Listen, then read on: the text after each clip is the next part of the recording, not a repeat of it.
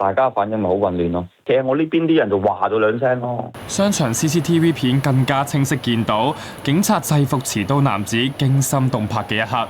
當時大量途人走出商場向外四散，跟住見到疑犯衝出嚟，佢一手攞住把刀，一手扯住女途人斜孭袋條帶，女途人即刻成個人跌落地，疑犯將佢挾持同埋仍然不斷揮刀，警員向疑犯施展胡椒水劑，但警告無效。之後警員果斷連開兩槍，疑犯嘅胸口同右肩中槍後被制服，送院後證實不治，女途人亦受傷送院。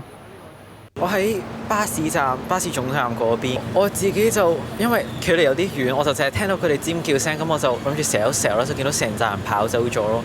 咁我嗰陣係就有啲驚嘅，咁所以我就轉頭就即刻上咗巴士度走咗咯。係好惶恐咯，即係你知道警察開槍喎，即係開槍嚟講唔係一件小事嚟㗎嘛。我就一啲都唔擔心嘅，香港嘅不嬲個治安都好好嘅，只不過係一個突發事件啦。咁係無可避免嘅。警方公布涉案嘅係一名34歲本地男子，有黑幫背景同案底。事後亦喺疑犯嘅隨身物品中搜出伸縮警棍同埋毒品，唔排除受毒品影響犯案。